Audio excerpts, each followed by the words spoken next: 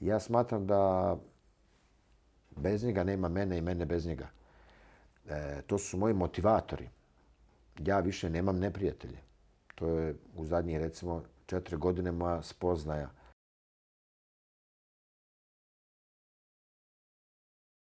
Kad bi svi ljudi na netu baš kao sva djeca na netu, kad bi svi ljudi na netu odlučili da Tehnologiju koriste odgovorno, a pomoć i savjet potraže kad god je to potrebno. Stvarajmo zajedno bolji online i donacijom podržimo rad Centra za sigurniji internet. Detalje saznaj na boljionline.hr. Ti povezuješ. A1.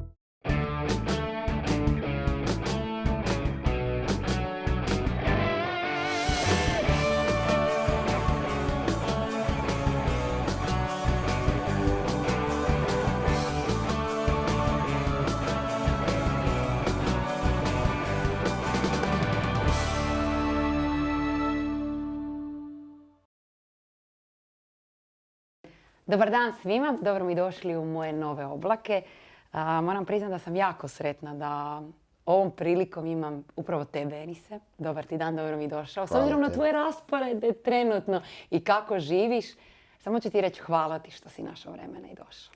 Hvala tebi, zaista ja cijenim taj tvoj rad, zato sam i došao. Inače izbjegavam gostovanja po podcastima.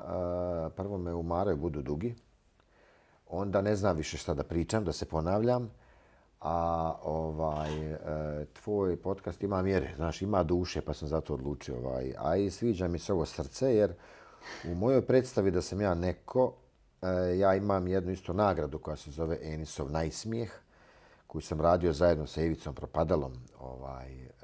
I onda se ima to jedno srce isto tako.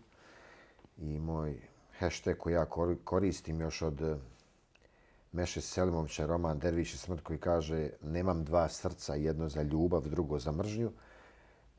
Ja mislim da je to isto utjecalo na odluku da ja danas budem s tobom ovdje. Baš mi je drago.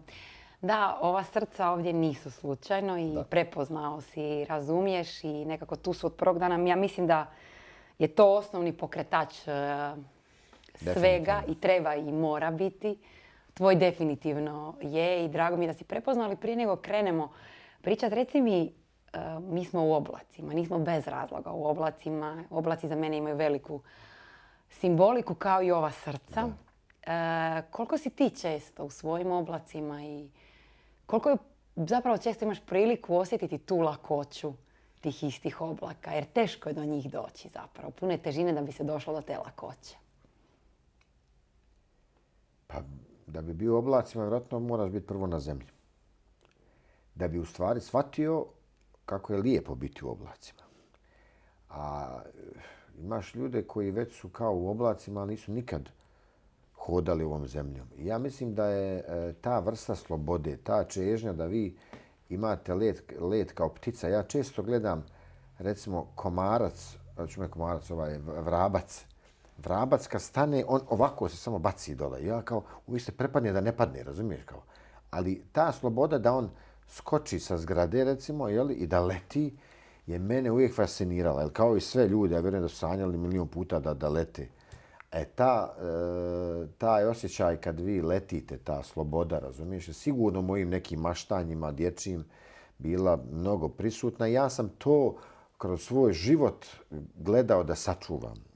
Da ja i dalje imam svoja maštanja, zato sam upisao Akademiju scenskih umjetnosti, ili sam mogao kao glumac da odlazim u te neke druge svjetove, da odlazim u neke druge likove, da budem nešto što nikad možda ne bi bio u privatnom životu, ali analizirajući sve likove kad igraš, onda postaneš dio, ti daš tom liku nešto, onda tebi i onda se stvori ta simbioza i vi zaista imate taj lik koji je negdje u oblacima, titra između vas i njega. I sve vrijeme ja sam čovjek koji voli da mašta, koji je apsolutno u ljubavi, tako ću reći, u oblacima. Kako to predivno za čut. Nakon skoro 20 godina tvog umjetničkog rada, ti si se okuražio, kako bi mi u Dalmaciji rekli, napisati vlastito djelo. to nosi veliku odgovornost prema samom sebi, ja mislim, prvenstveno. Ali s druge strane je veliko i strahopoštovanje, ja vjerujem, prema publici koja je s druge strane. Koja je tvoja publika svih ovih godina. Tako je. I zapravo trebalo je dugo vremena da se odvažiš na taj korak. Pa pazi, strah je taj koji te koči da napraviš taj korak, a to je u stvari odgovornost. Ovo što si ti rekla da je to zaista odgovorno da ti sad izađeš sa predstavom je u stvari kako sam ja napravio tu predstavu, ja sam prvo želio kao i većina glumaca, ajde daj neki tekst da se uradi pa da i ja imam neku predstavu, već da se iskoristi ta vrsta popularnosti. Onda mi je moj prijatelj pisac rekao, znaš šta Enise, mi smo tebe često gledali kako ti glumiš, ja mislim da je vrijeme sad da ti napraviš nešto da ljudi vide u stvari kako to izgleda sa druge strane. Kako ti to proživljavaš i doživljavaš sve te situacije svoje kad si sad kao i poznata javna osoba i kad radiš te uloge. I on meni kaže, te crtice iz života koje ti privatno imaš, kaže, vjeruj mi da ja imam, ja bi davno film snimio. Jer to što ti imaš, to nema mnogo ljudi. I mislim, te situacije koje su prošle, koje su uvijek izgledaju kao benigne, ali su različite pa su zanimljive. I ja sam se onda zakopao zaista u sebe i da pronađem stvari koje će biti zanimljive publici, da ispričam, a pri tome da imam, pošto radim, se bavim kulturom, ja smatram da kultura treba da se vrati tamo gdje ona i pripada. Tako da vi kad punite neke domove kulture, zna se šta je kulturno ponašanje, zna se. Ja sam želio izbjeći sve psovke, vrijeđanja, vulgarnosti, politiku, sve ono što, nažalost, većina ljudi će gledati takve predstave, ali mi znamo da one nisu kulturne i da su i vulgarne. Ali eto, mi smo pristali na to zato što nema ništa drugo da se gleda. A onda sam ja shvatio da taj prizemni humor mene prvo ne zadovoljava kao gledaoca i onda ne mogu to davati publici da i oni to gledaju i onda sam zaista se zakopao, napravio te situacije. Kad sam rekao ljudima da toga nema u mojoj predstavi, oni su rekli pa dobro šta će biti smiješno. Ja isto nisam znao šta će biti smiješno. Onda sam napravio kao neke teme koje sam obrađivao na listićima koje sam pisao, da bi te teme lijepio na ormar, sa tog ormara bi prebacivao, ovu ću priču ispričati tada, pa da složim neki mozaik, da to ima neku početak, sredinu i kraj. I onda se to nekako uz Božju pomoć, moram priznat, posložilo. Znaš, tvoje je da kreneš i onda to ti oblaci, ta ljubav, to sve fino posloži. Kad ti imaš iskrenu namjeru, ja sam od onih ljudi koji kažu, znaš kad kaže ne vrti se priča oko para, nego se pare vrte oko priče. Ti moraš napraviti priču. Znaš, ljudi idu u biznise, u projekte, tako što kažu, slušaj, za ovaj projekat imamo, ne znam, toliko, pa mi mislim da ćemo zvati, treba samo smisliti nešto. Pa, brate, ajmo prvo smisliti nešto, pa ćemo onda mi vidjeti koliko to i košta i kako će to završiti. Kad ti nije taj komercijalni moment, nego da je priča nešto što vi želite napraviti, onda sam ja izveo tu svoju prvu premijernu predstavu u Brčkom, prvi put pred publikom, nikad je dotad nisam nigdje izvodio. Poredao sam svoju porodicu, rekao sam da oni su mi zamolili da ja njima izvedem, jer kako možeš imati premijeru, nikad nisi izveo predstavu. Ja ne znam ni koliko ona traje. Ja ne znam ni je li smiješna, je li tužna. Ja ništa nisam znao. I ja sam ovako njih stavio tamo, onda supruga kaže, izvini samo da napravim sebi kafu. Onda ja opet počnem iz početka. Onda ja krenem drugi dio, onda sin kaže, nisam treneru javio da nisi išao trening. Ja kažem, dobro, sad niš nikako više, ni glumim stvarno po kućama. Ne ide. To je sam zakazao premijeru i rekao sam to u publici, sve vas sam ovako ispričao, da ja nikad u životu nisam odigrao predstavu, da ja ne znam kakva je to predstava, ne znam koliko traje, je li smiješna, nije. Vi ćete to procijeniti ako vam se svidi, ako ne svidi, vi recite. I moram priznati da je jako dobro prošlo. Ja sam tek na 5. i 6. predstavi shvatio da ja imam i emotivnu predstavu. Znači, ja sam mislio da kad oni mene slušaju, kad su oni ozbiljni, da sam nešto pogriješio. A u stvari ljudi se tad neke stvari pitaju. Ja sam želio samo podijeliti s ljudima ono što ja osjećam. Sve neke, uvijek izgovaram tu rečenicu, mnogi imaju predstavu o meni, a ja sam odlučio da napravim predstavu o sebi. Ja mislim da je to bitno u životu, da je to jedan novi koncept gdje će Ana Radišić napraviti predstavu koja se tako zove. Gdje ćemo mi vidjeti kakva si ti kad si na zemlji, kad nisi u oblacima. E sad, mnogi ljudi misle da njihov život nije duhovit, da njihov život nije dovoljno zabavan ili da nije dovoljno inspirativan, da će to neko gledati, ali vjerujte da jeste, jer kad te već prati toliko ljudi, onda ljudi žele da im podijeliš kako si došla do oblaka, jeli? Moraš nekad otkriti tu tajnu. I onda ljudi vole da vide kako si ti to počeo. Ja se nisam tamo u svojoj predstavi, ne hvalim se sa nekim velikim ulogom, nego baš ljudima pokazujem kako se može uspjeti kroz neke male stvari da postaneš nekako. Neko ko će sad puniti dvorane. Ali znaš šta, nekako kad čitam velike ljude, što god oni napravili u svom životu, čime god se bavili, o nekim velikim uspjesima, znaš kako su svi krenuli? Svi su krenuli upravo iz ovog što si ti spomenuo, iz malih priča, iz malih početaka, iz krvavih početaka koji nisu bili jednostavni. Da. I nekako imam osjećaj da je taj pattern stvarno prisutan 99,9% slučajeva, ja bih se usudila reći 100% slučajeva velikih priča. 100%.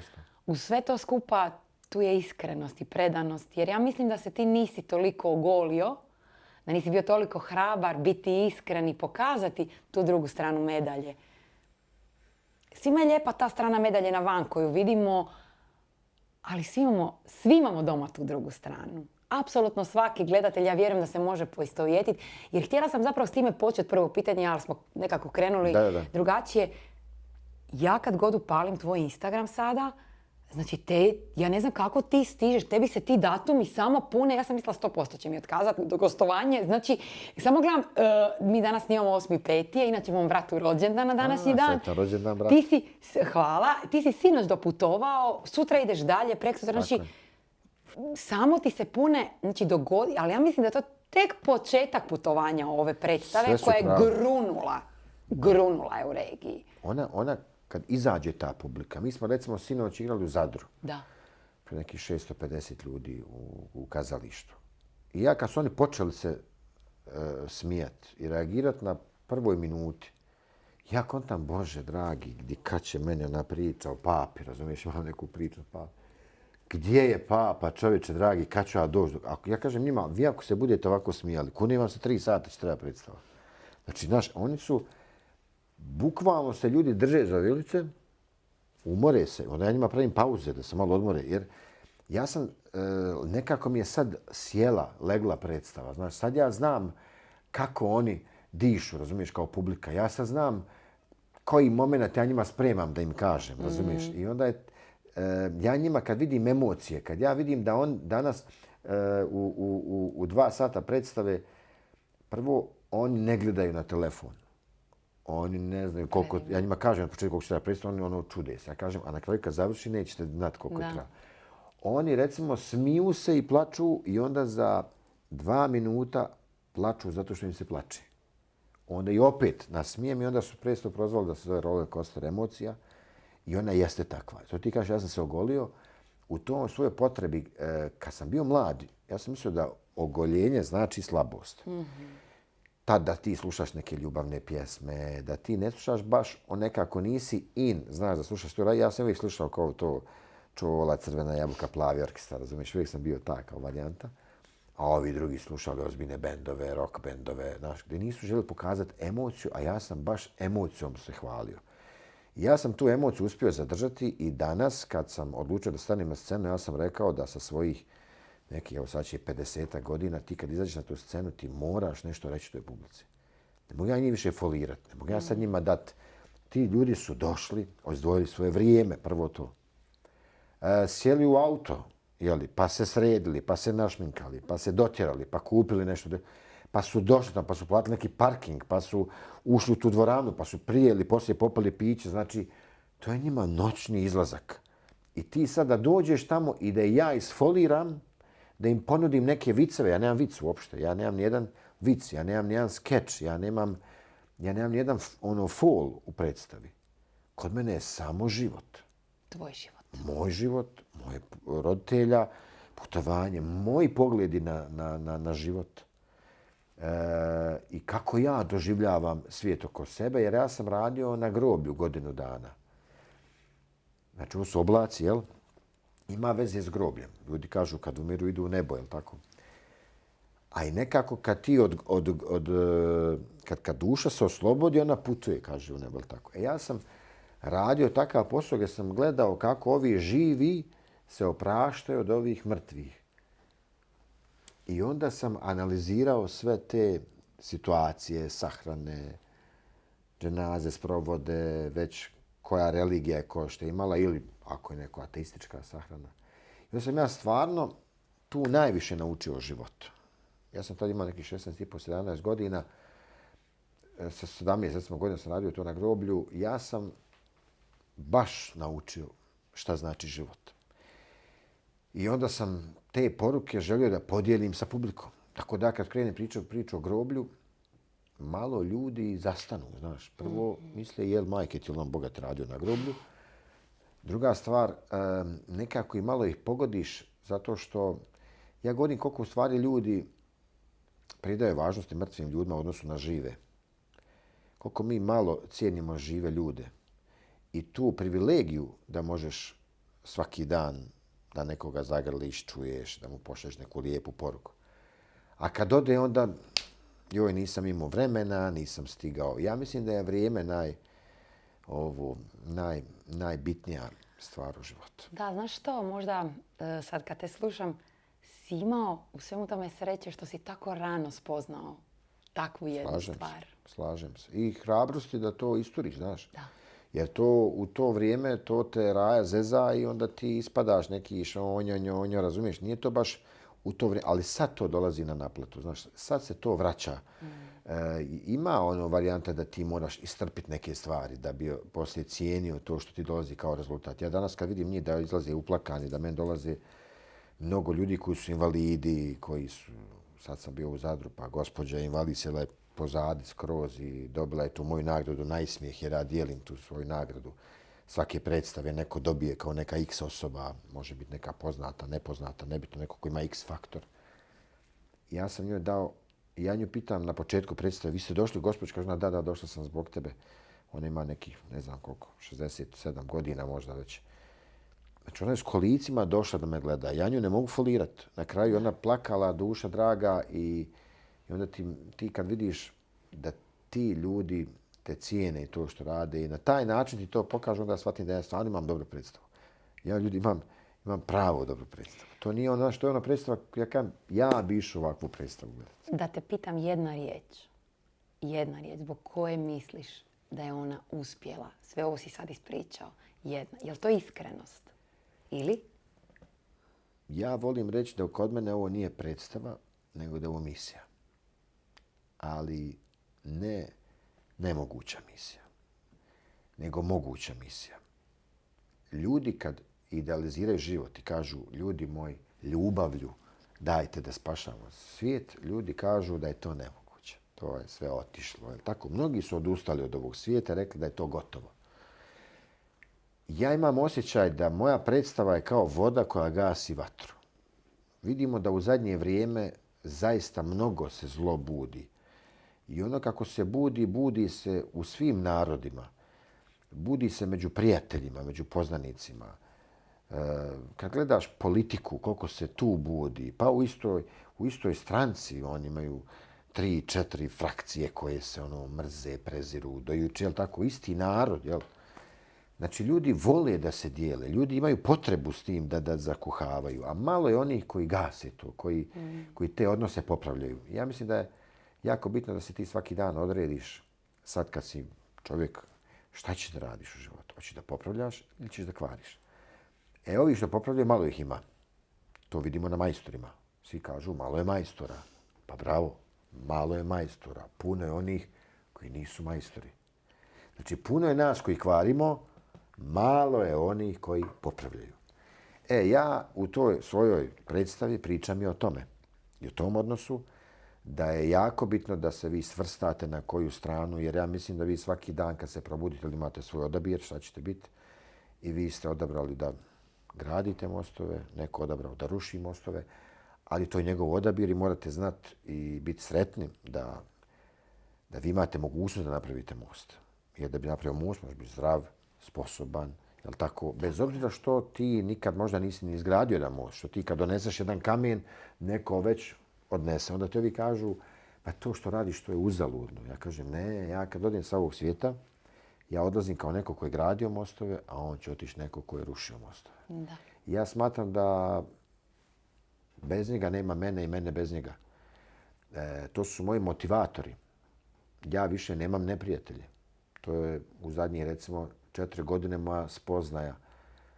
Kad sam ja shvatio da neprijatelji ne postoje. Dušman, jeste čuli za taj izraz? Dušman i kao ja imam dušmana puno. Dušman, u tom perzijskom jeziku starom, znači loša misao.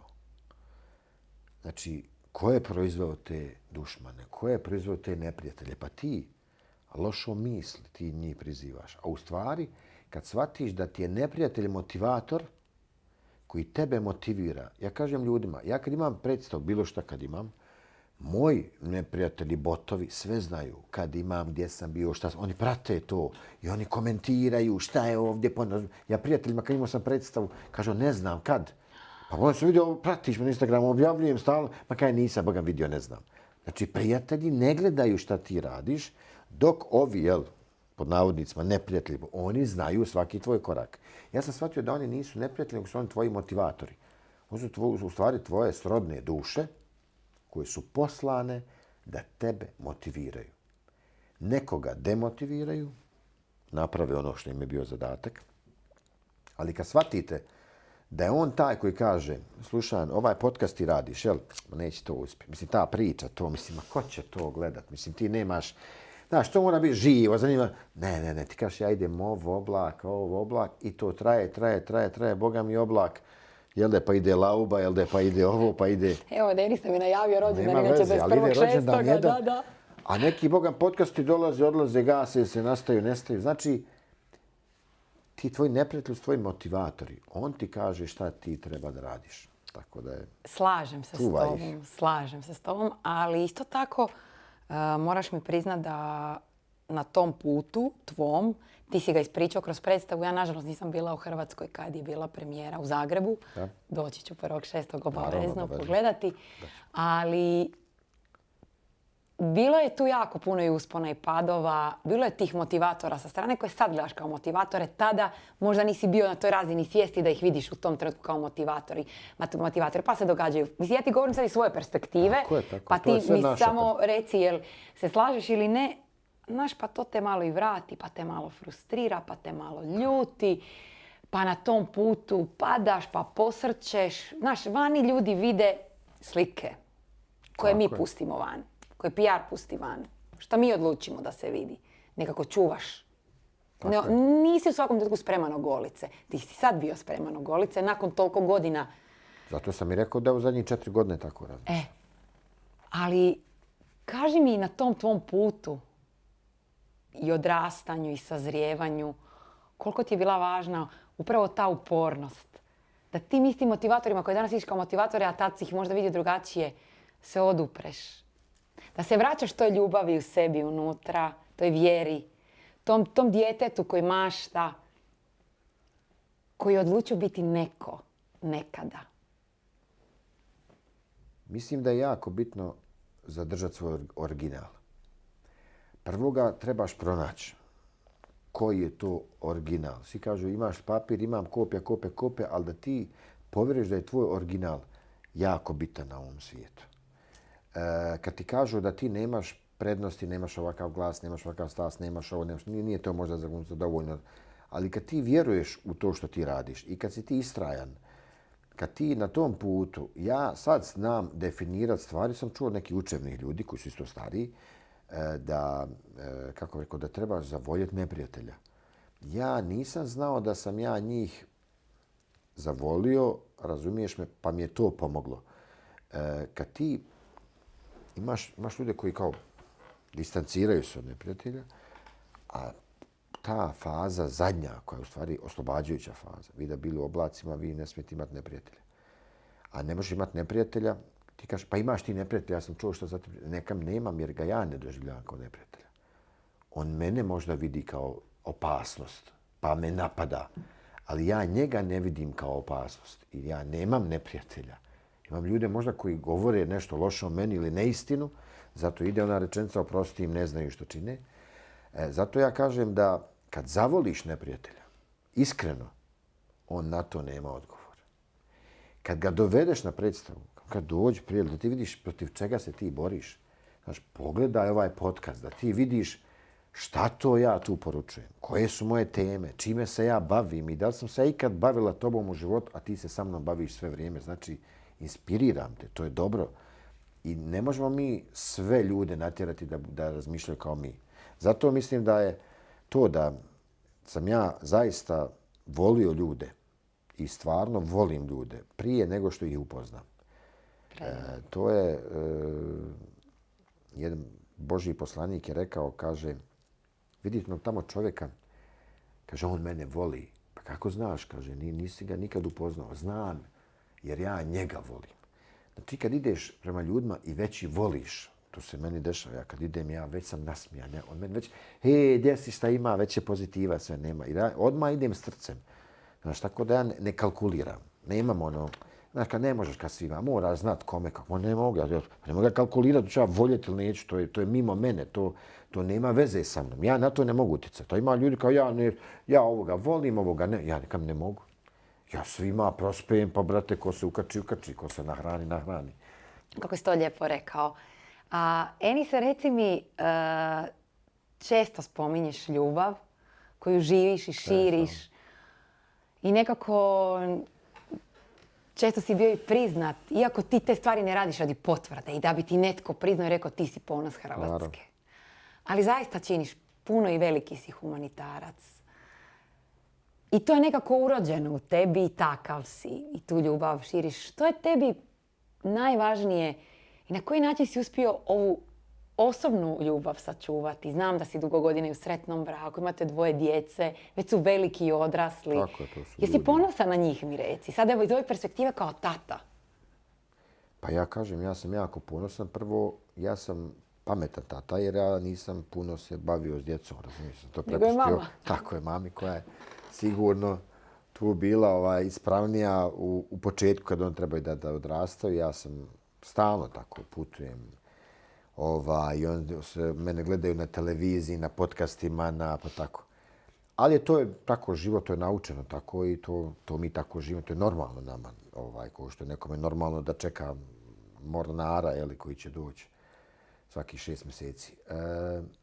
Ja sam sretan jer ja sam svojoj djeci rekao ja bi volio djeco, pošto nikad se rekao ne zna kad je kraj, meni kaže nemoj ti tako teške stvari govoriti djeci. Ja kažem pa ne znam, svaki dan putujem, sutra možeš ili tako da te više nema, da se desi neka saobraćajna nesreća i da ti nisi stigao reći djeci ono što si mislio. Tako da mislim da je uvijek vrijeme za reći djeci neku mudrost, reći neko iskustvo. Ja sam svojoj djeci rekao ja bi vas zamolio da ako ovaj svijet ode u totalni haos, da vi sa ovog svijeta odete kao dobri ljudi i to je za mene jedino što vi treba da napravite. Znači kad bi sutra trebalo da date svoj život, ja vas molim da date svoj život, samo da odete s ovog svijeta kao dobri ljudi.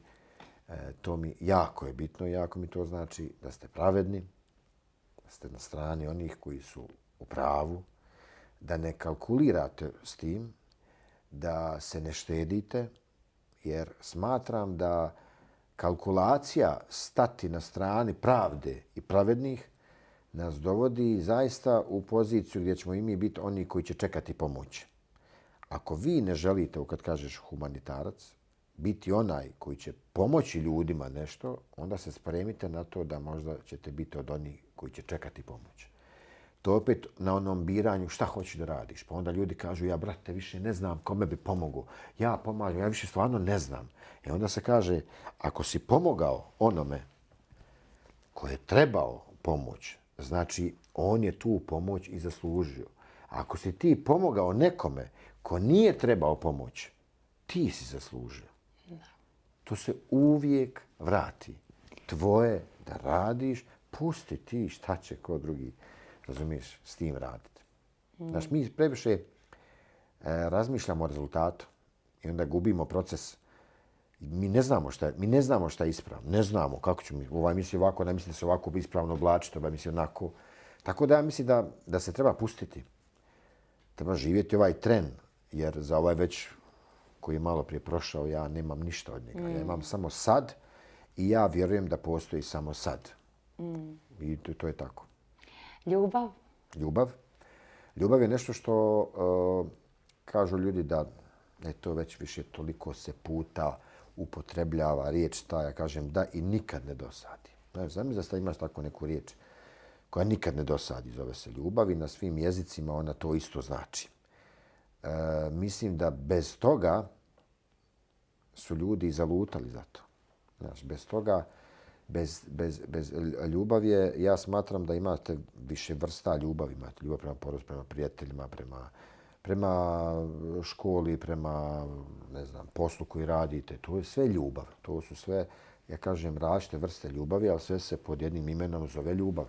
I nema ono koga voliš više, koga manje voliš. To ili voliš ili nekoga ne voliš. Tu nema količine. Znači, ili si prisutan sa nekim ili nisi.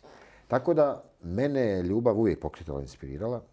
Ja smatram da, i to sam rekao u predstavi, da se danas mnogi ratovima bore za mir. I ne ide im nešto. Ja kažem, jeste probali sa ljubavlju? Jeste probali čuti tu drugu stranu? Jeste probali, ako vas samo već plaši i ako zbog vas kupuje neko naoružanje, jeste probali da mu kažete, brate, dođi samo do mene, molim da vidiš šta ja tu imam, da se ne plašiš. Ti mene, ja tebe. Je li iko pokušao razgovarati i na tom nivou ljudski? Ili ne, mi ćemo biti onoliko dobri koliko imamo količine naoružanja s kojom ćemo ubijati ljude. I onda dolazimo do licemjerstva. Ovo što se nama servira nije borba za ljubav, nije borba za mir. To je jedna, mislim, borba za zatvor, borba za okove. Ljubav je sloboda, ljubav je u oblacima, tako to još ne mogu nam uzeti, zato je mašta predivna kad vi možete pobjeći. Ali kad gledate sve patnje i stradanja nekih ljudi koji se to dešava u svijetu, onda kažete kako su ljudi licemjerni jer vi imate, ne znam, neku djecu koja umiru u ovim inkubatorima samo zato što nemaju 10 litara goriva, a s druge strane skupljamo milione pomoći za djecu i liječenje djece koji imaju neku neizlječivu bolest za koju znamo da neće preživjeti, a smo spremni da damo 250 miliona nečega, da neko to tamo nešto zaradi od tih para, da neke farmaceutske kuće ili ko već to može raditi svoje eksperimente. A s druge strane nemamo 10 litara goriva da tek rođenu djecu koja nisu mogla da biraju ni gdje će se roditi, ni kako će se zvati, ni šta će biti. Oni su po rođenju osuđeni već od nas i ja mislim da tu ljudi i civilizacija kao gubimo, mislim da su tu licemjerni. Da, ja kažem, ja nisam mogao birati mjesto svog rođenja, ni datum. I zašto se ja time onda ponosim? Ili zašto se stidim toga?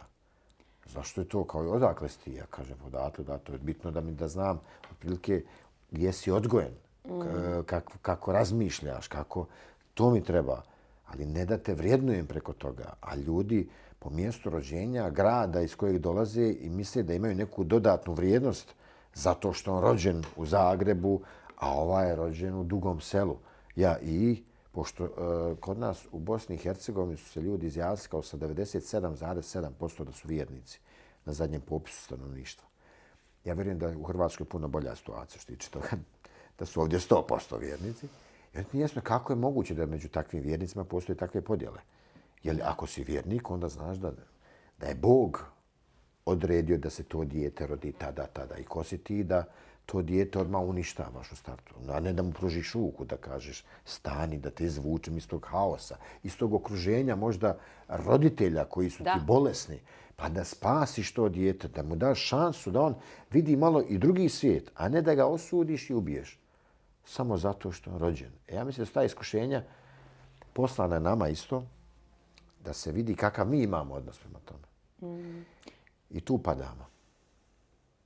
Znaš, mi padamo na jednostavnijim stvarima nego što mi mislimo da ćemo, ne znam, sad ti i ja koliko ćemo biti iskreni.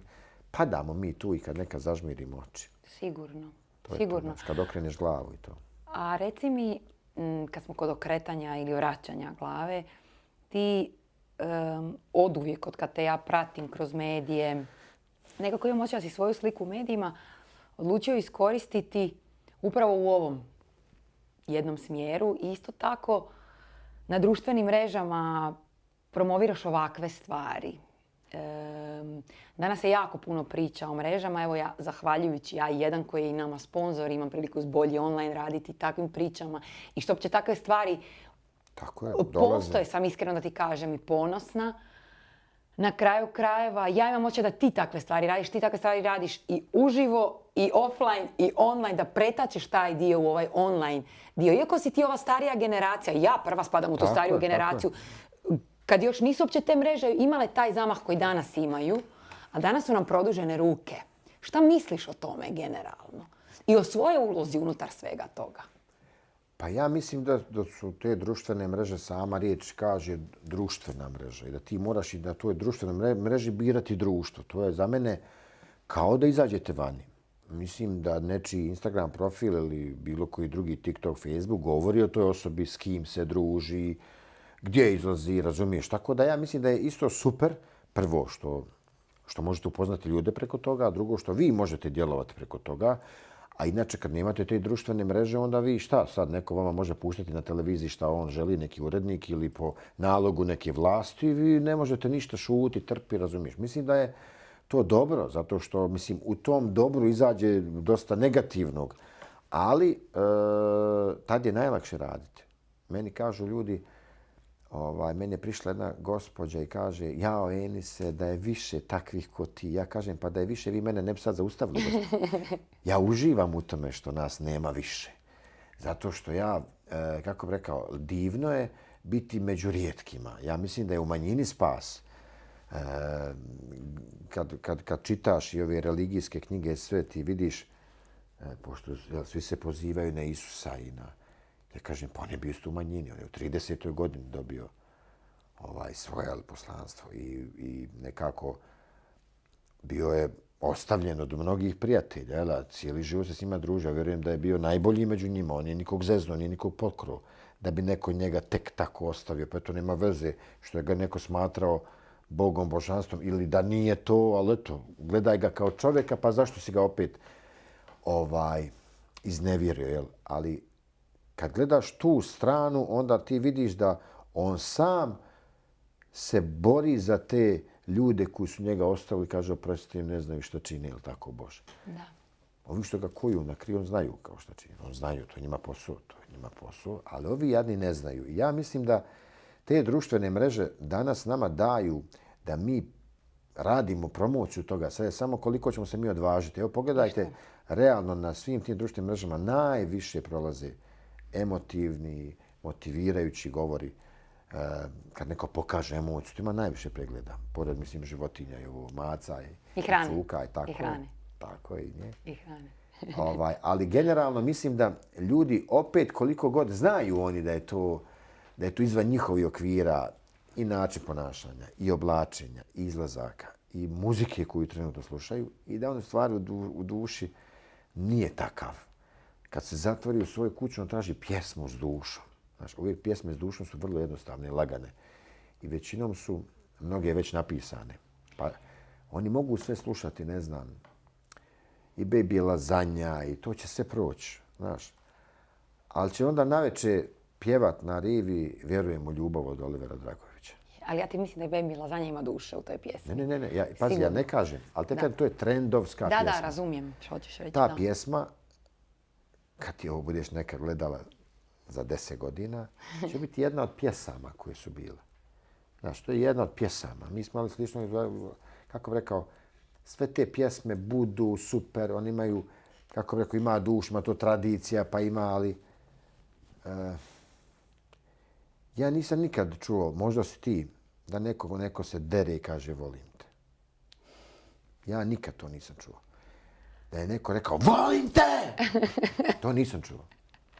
Ali volim te sam čuo da se volim te izgovara zavolim te. Kaže, kako? S dušom. Ne može da radi.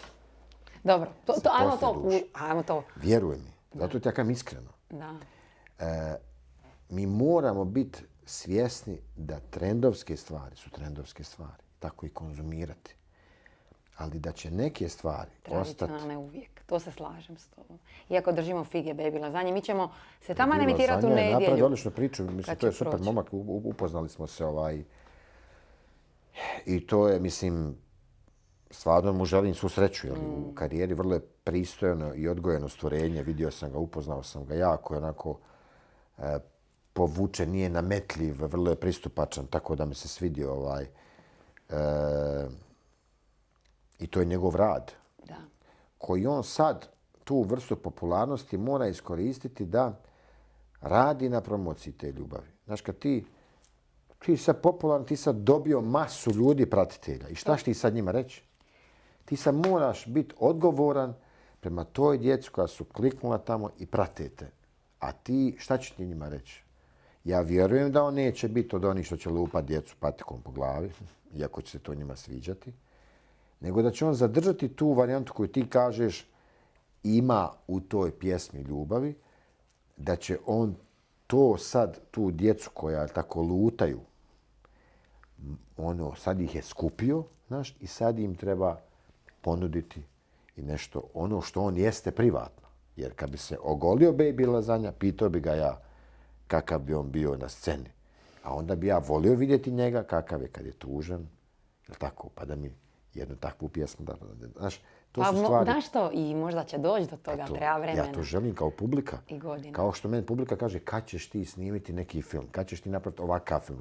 To je želja publike koja te voli. Tako da i ja imam želje i prema njemu da bude takav. Ja bih volio da bude takav. Da. Reci mi, još me jedna stvar zanima. Sada kad se osvrneš natrag i na svoj put je u predstavu koju si napravio, koja sada diše i punim plućima tek uzima svoj zamah. Upravo zbog svega ovog što si mi malo prije rekao i što smo zapravo kroz razgovor raščlanili jer si sebe ogolio na kraju krajeva i bio iskren, ono što Enis zaista je. Jesi li postao ono neko ko si htio biti s početka svoje priče? To ću čuti u predstavi kad je dođem pogledat, ali kad te sada ovako pitam, kad pogledaš i zagrebeš u svoj život. Meni je teško odgovoriti na to pitanje, ali mislim da na to pitanje bolje publika će odgovoriti. I mislim da oni svaki put dolaskom na predstavu to odgovaraju i tim punim dvoranama. Jer ne bi ja mogao to marketinški napuniti koliko god ja boostu objave sve, ali ako publika dođe i razočara se, ako on sutra ne ode, ja sam stavljao predstave i igram ih većinom radnim danima. Zašto? Ja kažem, kad igraš radnim danom, onda sutra, ako je dobra predstava, ljudi idu na posao i kažu, bili smo na predstavi. Kako je bilo? Ma bez veze. Nemoj da ideš. Odmah ćeš ti znati kako ne. Ili će reći, super je, moraš pogledati. To se meni desilo. Ja sam zaista išao da vidim odmah kakva mi je predstava. Ne ono da ljudi, znaš, kao idu na prevaru, pa ga ogledat ćemo ga da samo poznat, pa eto, Enis ima nešto, ne može biti toliko loš, brate dragi. Ali sad kad su oni vidjeli predstavu, meni je sad jasno da ja imam odličnu predstavu i oni su u stvari potvrda da ti jesi neko ko sa te scene ima pravo da govori, pogotovo što vidim da svako sebi uzima pravo da govori sa te scene i šalje poruku djeci i omladini, onda ja kažem, pa dobro, sad čekajte. Sad ću ja nešto da kažem. Da, čestitam ti na svemu. Moramo biti malo ohrabrice, biti glasniji u pokazivanju ljubavi, znaš.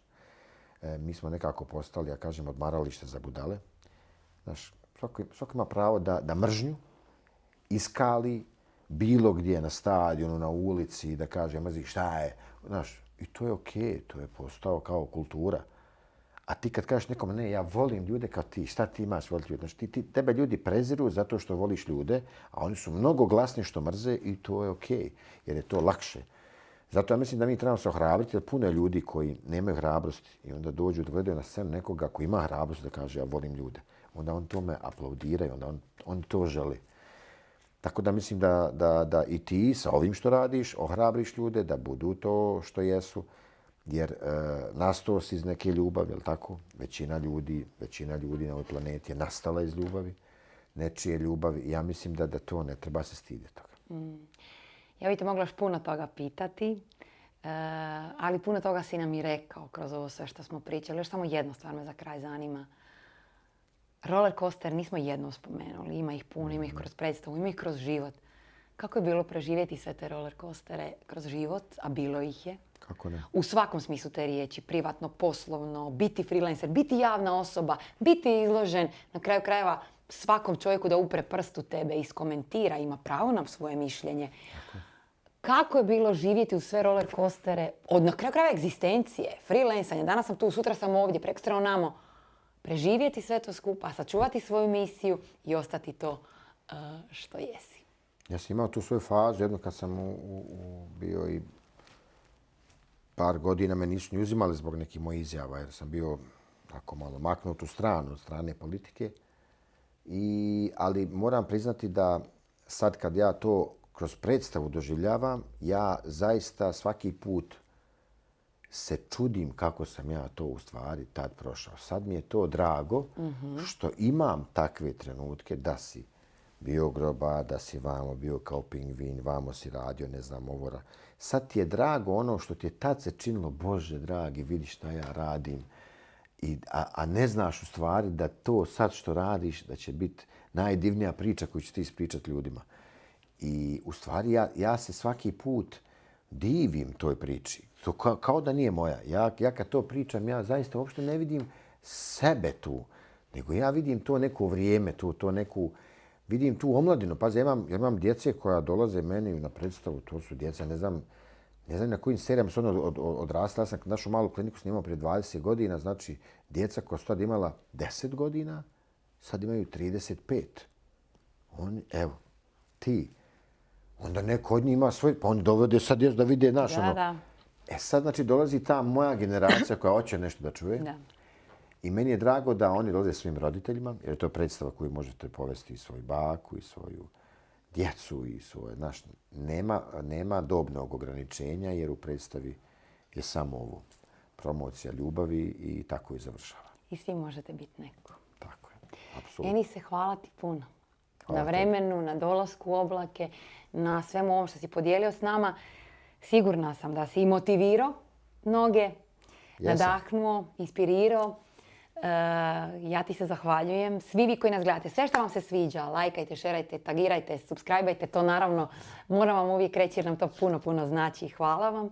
Znači mi jako puno što si došao i hvala ti. Hvala tebi. Ja sam zaista imao osjećaj i u govoru i u smirenosti da jesam u oblacima. Da to, majke moje, da to nije varijanta sad neke scenografije koja je oko nas, nego tvoj nastup, tvoja energija je mene nekako umirila. Ja bi sad najradije zaspao.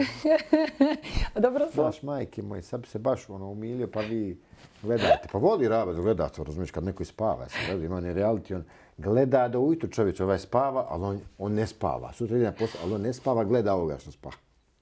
Hvala ti puno. Hvala vam. Gledamo se, vidimo za tjedan dana. Bog svima.